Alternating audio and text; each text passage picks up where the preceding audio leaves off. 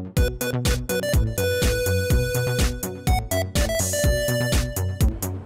going to talk about something exciting, future cities. We've got Suparno here from HPE. Thanks for joining us today. Thank you, Mike.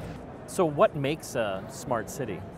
It's interesting that you asked that, Mike. We have a model and that has 6 dimensions.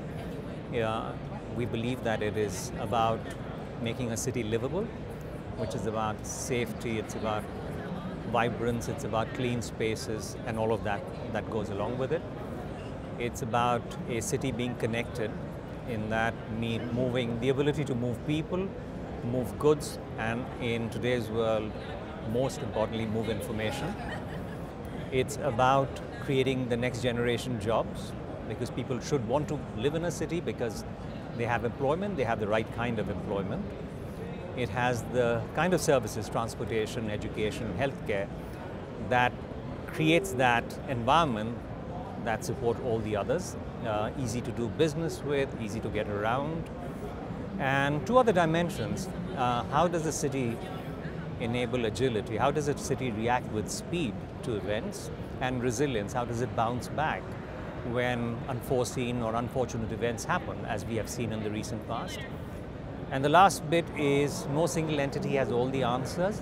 How do we create a collaborative innovation framework that brings together companies such as ourselves, our partners, universities, not-for-profits, communities to drive innovation? And that's why we call it future, because the city never gets there. We'll come and go, but the city lives on for a very long time, forever. Well, I mean, you brought up a great point there. There's a lot of different people involved with that. It's not like I can come to you, hey, I'm Mike City, and I'm just the one guy you deal with. There's so many different parts to what makes up a city. Yeah. We believe that the old way of doing things doesn't work anymore. There isn't enough money, there isn't enough time, there isn't enough talent to just scale it up the way we used to do it. And in that, technology becomes the positive disruptor of doing things differently, of creating new services, of joining services horizontally so that what took 4 weeks now gets done in a matter of days, right? Government comes to you as opposed to we going to governments. But it also needs process changes and regulatory changes, and also the changes about the citizen experience itself, because if they don't feel that the service can be trusted, it's private, it's secure, they like that experience, we won't have this take-up of this next generation services. Well, you brought up an interesting point about money. All the different levels of governments are getting squeezed for money. They're having to do more with less.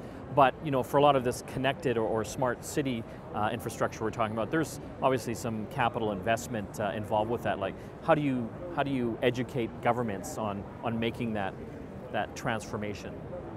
So today what we've done is, if you look at the way governments spend money today, almost over 70% of it is in the legacy, the way they do things. And then there's about 15% in what we call as grow, just because it grows in scale, and leaving about 10-12%, or the balance that you think about, in terms of innovation. And what we are doing with these platforms is fundamentally at one level changing that ratio so that they can spend a lot more in innovation with the savings, pooling that so that they can drive further reductions, further economies of scale, further scale of benefits. So that's one. The second is in creating virtuous cycles, because we believe that by creating these platforms, social platforms, you can get an economy going. So for example, you see Cloud 28 Plus behind me. It's a catalog of services, but the way we've positioned this with governments is that, okay, it's not just a cloud solution, but it is a mechanism for creating the next generation digital jobs. There's a whole range of possibilities that now, using the future city model, you start creating economic growth, which again funds that pool.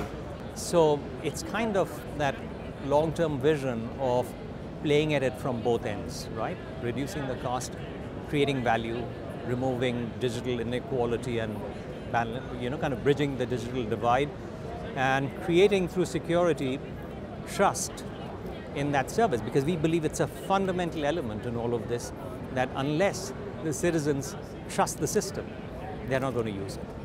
very cool. When I start Mike City, I'll come to you. Done. Thanks for joining us. Thank you very much. Thanks.